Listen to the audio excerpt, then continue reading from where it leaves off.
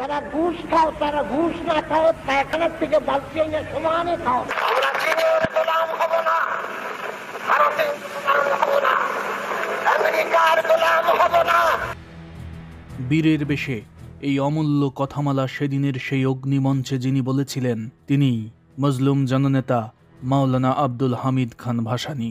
পাকিস্তান আর কোনদিন বাংলাদেশের মাটিতে পাও দিতে পারবে না।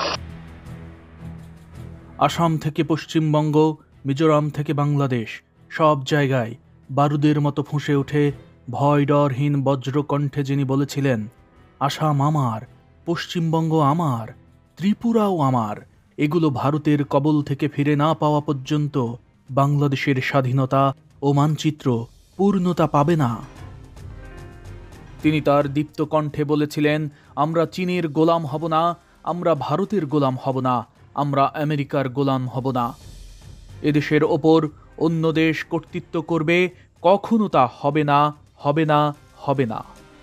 মাওলানা ভাসানী সাম্রাজ্যবাদীদের বিরুদ্ধে বলেছিলেন, গুলি চালিয়ে দেশ শাসন করা যায় না, সরকারের পতন হয়।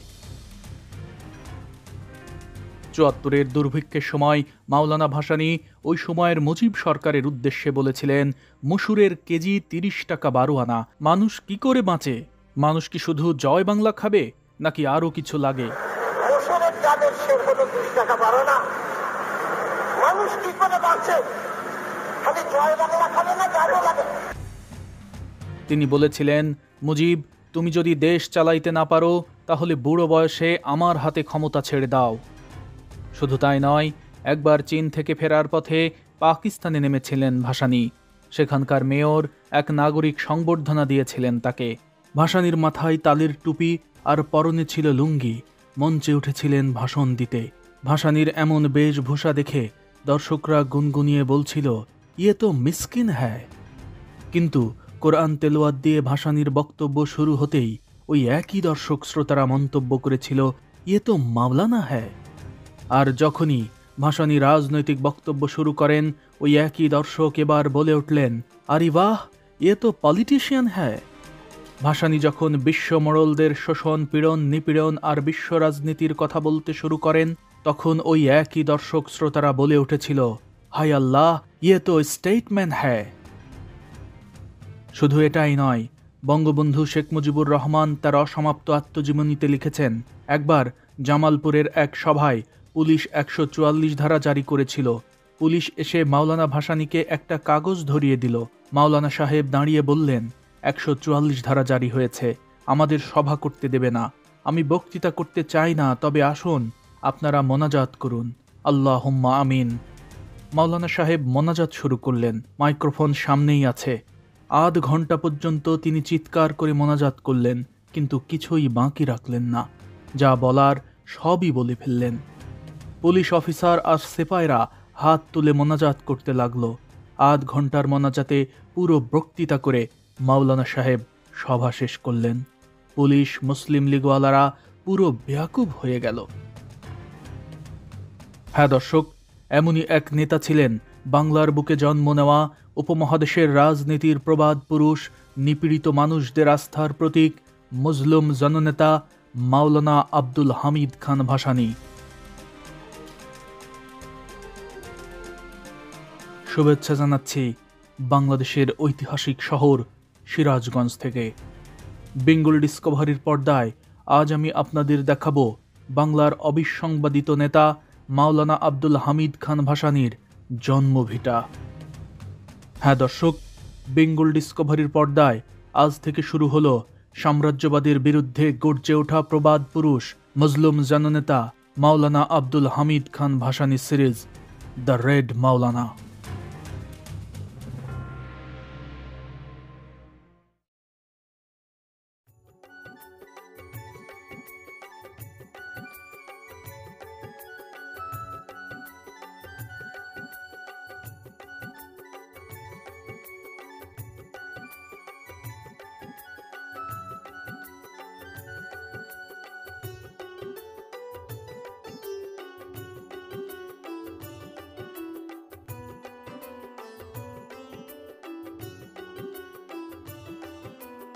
মাওলানা ভাসানীর গ্রাম সিরাজগঞ্জ জেলা শহরের অদূরে সয়াধানগড়া পল্লীতে। সিরাজগঞ্জের কড্ডার মোড় থেকে যার দূরত্ব 9 কিলোমিটার এবং হাটিকুমরুল গোলচত্বর থেকে দূরত্ব 16 কিলোমিটার।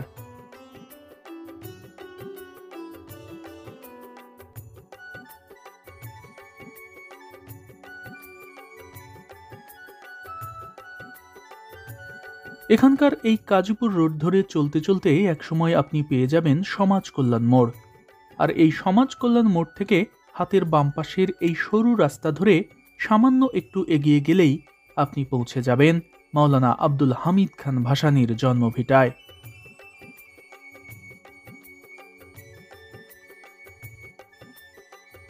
তবে আপনি যখন এখানে এসে পৌঁছাবেন তখন শুরুতেই দেখতে পাবেন মাওলানা ভাসানীর পিতা হাজী শরাফত আলী খান এবং মা মজিরুন বিবির নামে তৈরি করা একটি প্রি প্রাইমারি স্কুল এবং ভাসানী পাঠাগার। আর এখান থেকে বাম দিকে ঘুরলেই আজও এখানকার খানবাড়ির দেয়াল জুড়ে দেখতে পাবেন মাওলানা ভাসানীর সেই কালজয়ী কথামালা। মাওলানা ভাসানী বলেছিলেন, পৃথিবীতে শ্রেণী মাত্র দুটি, জালিম এবং মজলুম। আলোচনার টেবিলে জালিমই অগ্রগামী থাকে, তাই আন্দোলন ও সংগ্রাম ছাড়া মজলুমের অধিকার আদায় হয় না। শুধু এটাই নয়, মাওলানা ভাসানী আরও বলেছিলেন, পিণ্ডির গোলামির জিঞ্জির ছিন্ন করেছি, দিল্লির দাসত্ব মানি না, মানব না। তিনি আরও বলেছিলেন, শোনো, ধর্ম আর দেশ মিলাইতে যাইও না, পরে ফুলের নাম কি দিবা, ফাতেমা চূড়া? হ্যাঁ দর্শক, বাংলার অবিসংবাদিত নেতা মাওলানা ভাসানী সিরাজগঞ্জের এই মাটিতেই 1880 সালের 12 ডিসেম্বর জন্মগ্রহণ করেছিলেন। 3 ভাই আর 1 বোনের মধ্যে আব্দুল হামিদ খান ছিলেন সবার ছোট। তার ডাক নাম ছিল চ্যাগামিয়া। চ্যাগামিয়া এমন এক সময় জন্মগ্রহণ করেন যখন চারদিকে ছিল ভয়াল কলেরার মরণ থাবা। তার বয়স যখন মাত্র 6, তখন তিনি তার বাবাকে হারান, আর মা মারা যান আরও 9 বছর পর 1895 সালে। তিনি তার 2 ভাই আমির খান এবং ইসমাইল খানকেও হারান ছোটবেলাতেই। এইটাই ওনার জায়গা আর কি। এই যে ওনার বাবা মার কবর, এই যে ওনার বাবা মার কবর। এই যে ওনার বাবা হচ্ছে হাজী শরাফত আলী খান এবং মজিরুন বিবি। আমি যে জায়গায় দাঁড়া আছি এটাই ওনার বাড়ি ছিল আর কি। ওই সময় বাড়িটা কিসের বাড়ি ছিল? আপনাদের এদিকে দেখলাম যে টিনের ঘর, টিনের ভাড়া। হ্যাঁ, ওনার এখানে আসল টিনের ঘর, টিনের ভাড়া প্লাস এবং সোনের ঘর আর কি। সোনের ঘর ছিল, সোনের ঘর। আপনারা গল্প শুনেছেন? জি জি, সোনের ঘর। হ্যাঁ, গল্প শুনেছি কি, আমি নিজে দেখেছি। এবং উনি যে আসতো ওই আপনার মোড় থেকে এই পর্যন্ত মিছিল আসতো আর কি। তো আমাদের এই বাসা, এই বাসা উনি আসতো। আমার বাবা মনে করেন যে পুরা ঢালা বিছানা করে দিত। হ্যাঁ, এই বাসাতে? এই বাসাটা, এটা আমার বাসা আর কি। আচ্ছা, এই বাসাতে ওই তার নেতা কর্মী? হ্যাঁ, উনি বিশাল মিছিল নেতা কর্মী এখানে আসতো, ঢালা বিছানা করে দিত। ওনারা আসা এনে বসতো এখানেই, ওনার দরবার এবং আলোচনা সভা হতো আর কি। এই বাড়িটি সাদা চোখে দেখলে মনে হবে যে গ্রাম বাংলার যে সাধারণ বাড়ি, সেই বাড়ির মতোই। কিন্তু এই বাড়ির পেছনের গল্পটা শুধুই গৌরবে গাঁথা। এটি সেই বাড়ি যেই বাড়িতে মাওলানা আব্দুল হামিদ খান ভাসানী অসংখ্য মিটিং করেছেন তার রাজনৈতিক নেতাকর্মীদের নিয়ে। হ্যাঁ দর্শক, সময়ের ব্যবধানে আজ এই জায়গাটি অনেকটা সাদামাটা মনে হলেও এর প্রতি ইঞ্চি ধূলিকণায় ছড়িয়ে আছে শুধুই ইতিহাস।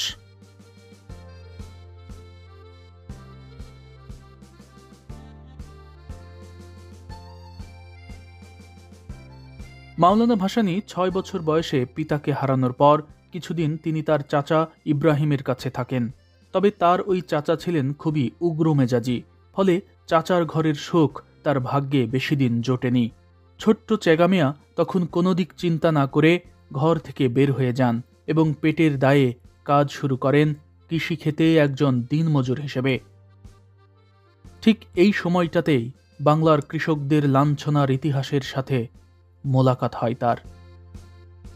1971 সালে ওই সময়ের বিখ্যাত পত্রিকা পায়গমের এক সাক্ষাৎকারে মাওলানা ভাসানী তার ছোটবেলার স্মৃতিচারণ করতে গিয়ে বলেছিলেন, ছোটবেলা হইতেই আমার মনে দাগ কাটিয়াছিল সমাজের তথাকথিত খানদানিপনা। জমির পরিমাপে মানুষে মানুষে শ্রেণীভেদ করাটা আমি মোটেও বরদাস্ত করিতে পারিতাম না। জমিদার মহাজনদের সুপরিকল্পিত শোষণের পরিচয় যেদিন পাইয়াছিলাম, সেদিনই মনে চাইছিল গোটা সমাজ ব্যবস্থাকে দুমড়াইয়া নতুন কিছুর পত্তন করি। হ্যাঁ দর্শক, কৃষকদের ওপর জমিদারদের অমানবিক অত্যাচার, নিপীড়ন আর শোষণের সাথে ছোটবেলাতেই পরিচয় ঘটেছিল শিশু চ্যাগা মিয়ার। আর এভাবেই তিনি তার ছোট্ট মনে গেঁথে নিয়েছিলেন, যেভাবেই হোক শোষকদের হাতে গড়া সেই শিকল ভাঙতেই হবে। ওই সময় ইরাক থেকে ধর্মপ্রচারের জন্য এই অঞ্চলে এসেছিলেন হযরত নাসিরউদ্দিন বাগদাদী রহমতুল্লাহ আলাই। আব্দুল হামিদ খান ভাসানী কিছুদিন এই আউলিয়ার সান্নিধ্যে থাকেন, আর এভাবেই তিনি ছোটবেলাতেই ইসলামের প্রকৃত আলোর দেখা পান। এরপর তার বয়স যখন ১৩ বছর, তখন তিনি সিরাজগঞ্জ ছেড়ে চলে যান জয়পুরহাটের পাঁচবিবি উপজেলার জমিদার শামসুদ্দিন আহমেদ চৌধুরীর বাড়িতে। সেখানে তিনি মাদ্রাসার মোদাস্সেরের কাজ শুরু করেন এবং জমিদারের ছেলে মেয়েকে পড়ানোর দায়িত্ব নেন। এবং আরও ৪ বছর পর, অর্থাৎ ১৮৯৭ সালে হযরত সৈয়দ নাসিরউদ্দিন বাগদাদীর সাথে তিনি আসামে গমন করেন। আসামে তিনি বাল্যকালের একটা বড় সময় পার করেন। এরপর ১৯০৭ সালে ইসলাম শিক্ষার জন্য তিনি চলে যান দেওবন্দে দারুল উলুম মাদ্রাসায়। ওই সময় এই দেওবন্দ মাদ্রাসা ব্রিটিশ তথা সাম্রাজ্যবাদী শক্তির বিরুদ্ধে এক প্রত্যক্ষ শক্তি ছিল। আর এই মাদ্রাসাতেই মাওলানা ভাসানীর সাথে পরিচয় হয় শাইখুল হিন্দ মাওলানা মাহমুদ হাসানের সাথে। এই মাহমুদ হাসানের কাছেই তিনি কোরআন, হাদিস এবং ফিকা শাস্ত্রে জ্ঞান লাভ করেন। এছাড়াও এখানেই তার আরও একজন শিক্ষকের সাথে পরিচয় হয়, তার নাম মাওলানা আজাদ সুবহানী। এই আজাদ সুবহানী ছিলেন ব্রিটিশ বিরোধী আরেক বজ্রকণ্ঠ। তার মতে একজন মুসলমানের জন্য আখিরাতের পাশাপাশি সমান গুরুত্বপূর্ণ দুনিয়াও। মাওলানা ভাসানী এই আজাদ সুবহানীর আদর্শে দারুণভাবে প্রভাবিত হন। ভাসানী ১৯৭৪ সালে নিজেরই লেখা প্রবন্ধ হুকুমতে রাব্বানিয়া কি ও কেনতে জানান, মাওলানা সুবহানী একদিন তাকে বলেছিলেন, আজ ওয়াদা করো তুমি রাজনৈতিক জীবনে যত কলা কৌশলী নাও না কেন, মূলত হুকুমতে রাব্বানিয়া কায়েমের লক্ষ্যেই সংগ্রাম করিয়া যাইবা। ভাসানী উত্তরে বলেছিলেন, হ্যাঁ ওয়াদা করিলাম, রাজনীতিতে যাহা কিছুই করি না কেন হুকুমতে রাব্বানিয়া হইতে লক্ষ্যচ্যুত হইব না। দর্শক মণ্ডলী, আপনাদের মনে নিশ্চয়ই প্রশ্ন জেগেছে, হুকুমতে রাব্বানিয়া আসলে কি? এটি কি শরিয়া আইন? এ ব্যাপারে মাওলানা ভাসানী নিজেই দিয়েছেন ব্যাখ্যা। ১৯৭৪ সালে সন্তোষের মাটিতে দাঁড়িয়ে মাওলানা ভাসানী তার সেই ঐতিহাসিক হুকুমতে রাব্বানিয়া কি তার ব্যাখ্যা দিয়েছিলেন। মাওলানা ভাসানী বলেছিলেন, শিক্ষা, দীক্ষা, খাওয়া পড়া এসব প্রশ্নে স্রষ্টার নিকট যেমন হিন্দু, মুসলমান, বৌদ্ধ, খ্রিস্টান কোনো ধর্মীয় পরিচয়ের বালাই নাই, কিংবা মানুষের দৈহিক আত্মিক চাহিদার ক্ষেত্রেও যেমন ভেদাভেদ নাই, ঠিক তেমনি হুকুমতে রাব্বানিয়ায় সাম্য, মৈত্রী এবং ভ্রাতৃত্বের ভিত্তিতে সকল নাগরিককে সমান সুযোগ ও অধিকার দেওয়া হইবে। আজ আর কোনো সন্দেহ নাই যে একমাত্র হুকুমতে রাব্বানিয়ার শাসনই মানুষে মানুষে শাসন, শোষণ এবং হানাহানি বন্ধ করিয়া মানব জাতিকে সুখী করিতে পারে। আমি বলিয়া থাকি, সকল সম্পদের মালিকানা একমাত্র আল্লাহ, মানুষ ওহার আমানতদার মাত্র। তাই আল্লাহর নামে রাষ্ট্রের সকল সম্পদ প্রয়োজনের ভিত্তিতে সমানভাবে বন্টন করিয়া ব্যক্তিগত মালিকানার উচ্ছেদ করিতে হইবে। দর্শক মণ্ডলী, মাওলানা ভাসানীর এই কথার দিকে ভালোভাবে খেয়াল করলেই অনুধাবন করতে পারবেন যে তার চিন্তায় ইসলামের পাশাপাশি মার্ক্সবাদী চিন্তারও মিশ্রণ রয়েছে।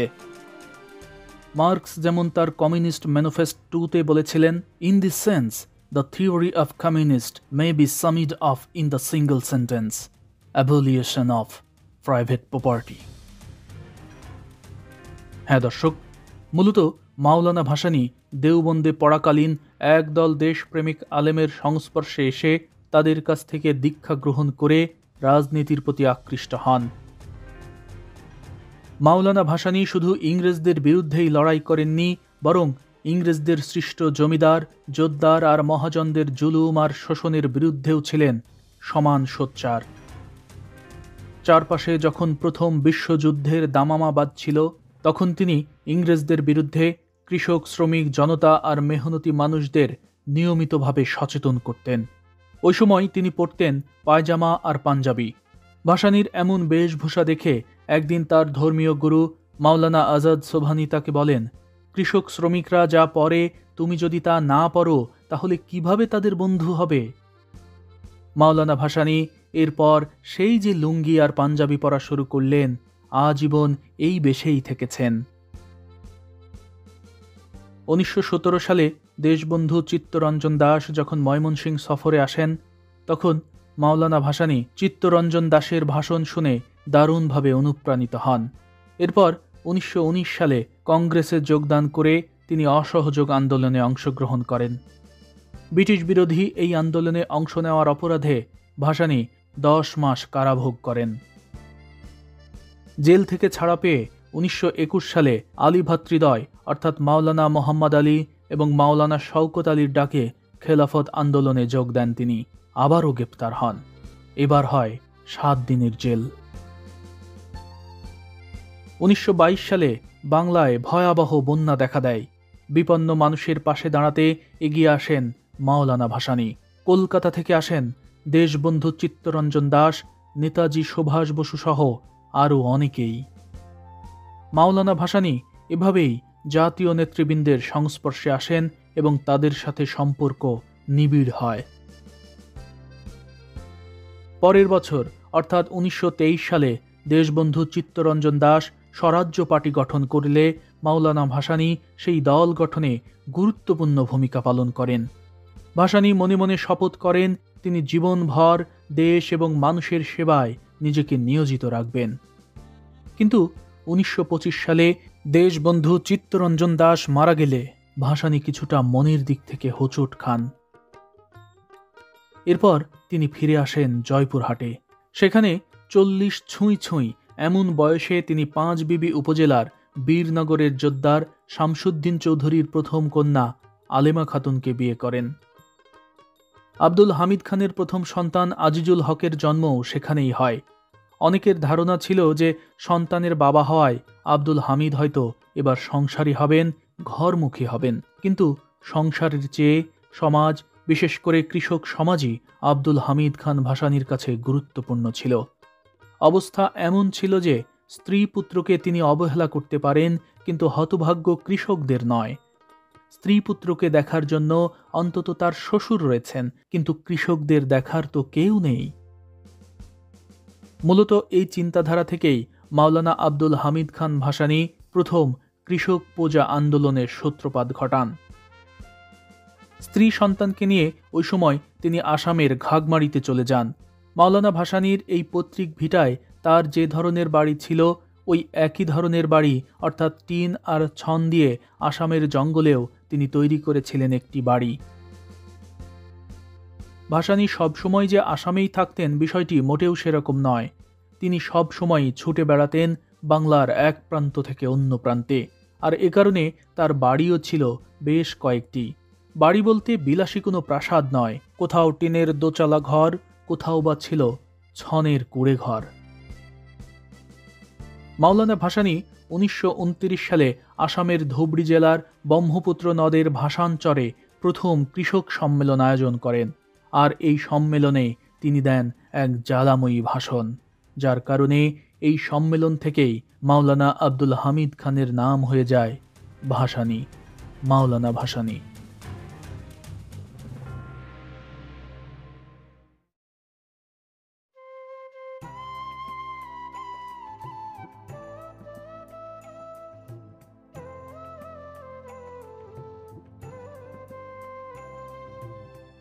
হ্যাঁ দর্শক, শোষিত, নিপীড়িত, বঞ্চিত আর অধিকারহারা মানুষদের অধিকার আদায়ে এক সংগ্রামী মহাপুরুষের নাম মাওলানা আব্দুল হামিদ খান ভাসানী, যিনি এই অঞ্চলের কৃষক, শ্রমিক, জনতা আর বঞ্চিতদের সাথে বহু মিটিং করেছেন তার এই পৈতৃক ভিটায়।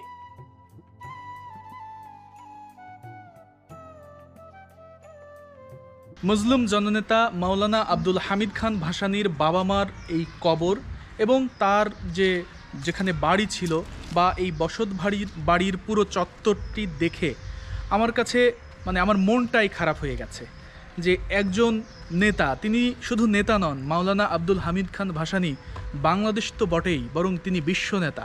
কারণ তার রাজনৈতিক যে অবদান সেটি আসলে শুধু বাংলাদেশ কেন্দ্রিক ছিল না, বরং তিনি ব্রিটিশদের বিরুদ্ধেও তিনি লড়েছেন, নেতৃত্ব দিয়েছেন। তার মানে ভারত, পাকিস্তান বা বাংলাদেশ, এই পুরো যে উপমহাদেশের রাজনীতি, সেই উপমহাদেশের রাজনীতির যে প্রবাদ পুরুষ তিনিই মাওলানা আব্দুল হামিদ খান ভাসানী। অথচ মাওলানা আব্দুল হামিদ খান ভাসানীর সেই জন্মস্থান, যেখানে তিনি শৈশব কাটিয়েছেন, তার সেই স্মৃতিবিজড়িত জায়গায় আজকে একেবারে ঝোপে পরিণত হয়েছে, দেখার যেন কেউ নেই। হ্যাঁ দর্শক, মাওলানা ভাসানীর বাস্তুভিটা এতটা অযত্ন আর অবহেলায় থাকতে পারে তা আমার ধারণাতেও ছিল না। অথচ মাওলানা ভাসানী এমন একজন নেতা ছিলেন যাকে নিয়ে পৃথিবীর বিভিন্ন দেশের বিভিন্ন বিশ্ববিদ্যালয়ে পিএইচডি ডিগ্রি অর্জনে গবেষণা চলছে। ব্রিটিশ বিরোধী আন্দোলন থেকে শুরু করে বাংলাদেশের স্বাধীনতা আন্দোলন সহ নিপীড়িত, নির্যাতিত আর অধিকার বঞ্চিতদের প্রতিটি স্বাধিকার আদায়ের আন্দোলনেই আপোষহীন নেতা ছিলেন মাওলানা ভাসানী, যিনি আজীবন লড়েছেন শোষকদের বিরুদ্ধে, যার হুঙ্কারে বহুবার কেঁপে উঠেছে শাসকদের মসনদ।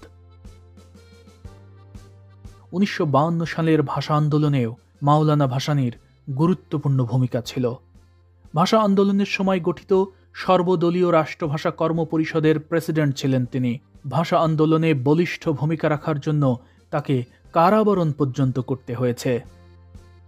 এছাড়াও 1954 সালে পাকিস্তানের মুসলিম লীগের বিরুদ্ধে যুক্তফ্রন্ট গঠনের অন্যতম নেতাও ছিলেন মাওলানা ভাসানী, যে কারণে যুক্তফ্রন্টের নামকরণ করা হয়েছিল হক ভাসানী যুক্তফ্রন্ট। আর এই হক ছিলেন শেরেবাংলা ফজলুল হক। মাওলানা ভাসানী একজন ধর্মপ্রাণ মুসলমান ছিলেন। 5 ওয়াক্ত নামাজ আদায়ের পাশাপাশি তিনি আধ্যাত্মিক সাধনাও করতেন। দিনের বেলা নিপীড়িত, বঞ্চিত লোকদের অধিকার আদায়ে থাকতেন সোচ্চার, আর রাতের বেলা একাকী, নীরবে, নিভৃতে আদায় করতেন তাহাজ্জুদের নামাজ। রাতভর মশগুল থাকতেন নানান জিকির আজকারে।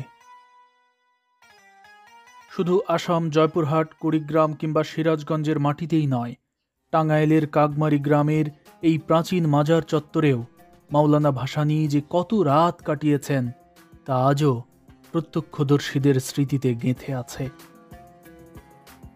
চাচা, ওই সময় কি এই বিল্ডিংটা ছিল? বিল্ডিং ছিল, কিন্তু ছাদ ছিল না, টিনের চাল ছিল। টিনের চাল ছিল। তো এই কক্ষে মাওলানা ভাসানী কি বসেছেন? এখানে এই কক্ষের ভেতরে এখানে বসছে, লোকজন বসছে, মেয়েকাও বসছে, এখানে বসে খাওয়া দাওয়া করছে, বারান্দায় ঘুমাইছে। দর্শক মণ্ডলী, দেখুন, আমি এখন সেই মাজারের ভেতরে অবস্থান করছি। মাজারের এই জায়গাটিতে মানুষজন এসে দোয়া করেন, জিয়ারত করেন, এখানে বসেই দোয়া কালমা পড়েন। আর মাওলানা ভাসানী আমি এখন যে মেঝের উপরে দাঁড়িয়ে রয়েছি, এই জায়গাটিতে বহুবার বসেছেন, বহুবার এসেছেন। শুধু তাই নয়, এখানকার এই যে বারান্দা যেটি দেখতে পাচ্ছেন, এই বারান্দাতে মাওলানা আব্দুল হামিদ খান ভাসানী বহুবার ঘুমিয়েছেন। এই বারান্দায়, সেই বারান্দা। দর্শক মণ্ডলী, একবার চিন্তা করুন তো, হাল আমলে যাকে আপনি নেতা হিসাবে মেনে নিয়েছেন কিংবা যাকে আপনি প্রিয় অভিভাবক বলছেন, তাদের একজনও কি এমন সাদামাটা জীবন কোনোদিন কাটিয়েছে? কাগমারি গ্রামের এই মাজারটি হজরত শাহ জামান রহমতুল্লাহ আলাইয়ের, যাকে মুঘল সুবেদার ইসলাম খাঁ 1608 সালে কাগমারি পরগনার শাসনকর্তা হিসাবে নিযুক্ত করেছিলেন। হ্যাঁ দর্শক, বিজ্ঞ এই আলেম একদিকে ছিলেন ধর্মীয় নেতা, অন্যদিকে ছিলেন কাগমারি পরগনার শাসনকর্তা। মাওলানা ভাসানী তার এই মাজারের পাশে বসে নিজেও বহু রাত কাটিয়েছেন। এখানে বসেই তিনি রাতভর করতেন ইবাদত বন্দিগি আর তার আধ্যাত্মিক সাধনা। আর এ কারণেই অনেকেই তাকে হুজুর বলেও সম্বোধন করতেন। আবার অনেকের কাছেই তিনি ছিলেন পীর। একদিকে ইসলামকে শক্ত করে আঁকড়ে ধরা, আরেকদিকে গণমানুষের অধিকার আদায়ের জন্য লড়ে যাওয়া। মাওলানা ভাসানী কাগমারি, আসাম কিংবা তার এই পৈতৃক ভিটায় যখন আসতেন কিংবা মিটিং করতেন, তখন বহু মানুষ তার কাছ থেকে যেমন দোয়া নিয়েছেন তেমনি নিতেন দাওয়া। যারা দেখেছি ছোটবেলা, উনি যখন এখানে আসা বসতো, ওর ভিতরে একটা ছেলে দুটো ড্রাইভার আসলো, যে হুজুর অনেকগুলো বয়াম রেখে দিচ্ছে, বয়ামগুলো রেখে দেওয়ার পরে ওই বয়ামের ভিতরে ফাঁকা থেকে ঝাড়া দিত, ওই ঝাড়া পানি খেয়ে অনেকে ভালো হয়ে যেত। তো ওই দুষ্ট যাবার ছেলেটা বলতো, হুজুর আপনি এই ওখান থেকে বোতল রেখে আপনি এখানে পানি দিতেন, আর সেই পানি পড়া খায় অনেকে ভালো হয়ে যেত। তখন বাবা বললো যে তুমি এদিকে আসো, আমার কাছে বসো, বসার পর ওই বয়ামটা এখানে নিয়ে আসো। যখন বয়ামটা এখানে নিয়ে আসলো, নিয়ে আসার পর বয়াম যখন ফুটছে, বয়ামটা আপনি আপনি এমনি ভাসটা হয়ে গেছে। তখন সব মুরিদিয়ান সবাই লোকজন দাঁড়ায় গেছে, কী ব্যাপার এরকম ভাসটা গেলো, সাউন্ড এলো। তখন সব তোর আসে, তো ওই ছেলেটা বললো যে হুজুর আমার ভুল হয়ে গেছে, তো আমাকে মাফ করে দেন, আমি বুঝতে পারি না। ঠিক আছে বসো, তুমি ছেলে মানুষ, ছোটো মানুষ, বুঝতে পারো না, বসো। তো আসলে ওনার একটা আলাদা একটা মুখের জোহরা আসলো আর কি। উনি যে একটা পীর জাতীয় লোক আসলো, মানে উনি একটু মুখের যে একটা জোহর আসলো, এটা আধ্যাত্মিক কারবার। তবে আগাগোড়া ইসলামিক চেতনা ধারণ করা নেতা মাওলানা ভাসানী বামধারার রাজনৈতিক আদর্শে অনুপ্রাণিত ছিলেন, যা আমি আগেই উল্লেখ করেছি। মাওলানা ভাসানী 1937 সালে কংগ্রেস ত্যাগ করে মুসলিম লীগে যোগদান করেন। সে সময় আসামে ইংরেজরা ভয়ানক লাইন প্রথা চালু করেছিল। লাইন প্রথা হল এমন এক কালা কানুন, যার দরুন আসামে নির্দিষ্ট কিছু এলাকার বাইরে বাংলা ভাষাভাষী লোকদের বসবাস নিষিদ্ধ হয়ে যায়। ভূমির বন্দোবস্ত পাওয়া থেকেও বঞ্চিত হয় বাঙালিরা। তবে এই নিপীড়িত অবস্থায় আসামের বাঙালিরা তাদের একমাত্র ভরসার স্থল হিসেবে পেয়েছিল মাওলানা ভাসানীকে। মাওলানা ভাসানী লাইন প্রথার বিরুদ্ধে আন্দোলনের নেতৃত্ব দেন। এ সময় তিনি আসাম চাষি মজুর সমিতি গঠন করেন এবং ধুবড়ী, গোয়ালপাড়া সহ বিভিন্ন জায়গায় প্রতিরোধ করে তোলেন। 1940 সালে শেরে বাংলা একে ফজলুল হকের সঙ্গে মুসলিম লীগের লাহোর সম্মেলনে যোগ দেন। 1944 সালে মাওলানা ভাসানী আসাম প্রাদেশিক মুসলিম লীগের সভাপতি নির্বাচিত হন। কিন্তু 1945-46 সালে আসাম জুড়ে বাঙালিদের বিরুদ্ধে শুরু হয় বাঙ্গাল খেদাও আন্দোলন, যা পরবর্তীতে ব্যাপক দাঙ্গায় রূপ নেয়। এ সময় বাঙালিদের রক্ষার জন্য ভাসানী বারপেটা, গৌহাটি সহ আসামের বিভিন্ন জায়গায় চষে বেড়ান। এর মধ্যেই 1947 সালে পাকিস্তান আন্দোলনে অংশ নিলে তিনি আসামেই গ্রেপ্তার হন। দেশভাগের পর জেল থেকে ছাড়া পেয়ে তিনি বলেছিলেন, পাকিস্তানের অধীনে পূর্ব বাংলা এক অচল ভূখণ্ড ছাড়া কিছুই নয়। দর্শক মণ্ডলী, মাওলানা ভাসানী এমন একজন নেতা ছিলেন যিনি তার জীবনভর নিজের জন্য কিছুই করেননি, বরং তার চিন্তা চেতনা সবখানে পরিবার, পরিজন, স্ত্রী, পুত্র কিছুই ছিল না, শুধুই ছিল বাংলার নিপীড়িত, বঞ্চিত কৃষক জনতা আর দিনমজুররা।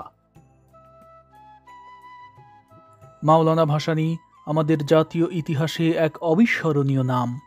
সাম্রাজ্যবাদ, ঔপনিবেশবাদ আর আধিপত্যবাদের বিরুদ্ধে গর্জে ওঠা এক প্রবাদ পুরুষের নাম, মজলুম জননেতা মাওলানা আব্দুল হামিদ খান ভাসানী, যার বর্ণাঢ্য রাজনৈতিক জীবনের বাকি অংশ দেখবেন আগামী পর্বে।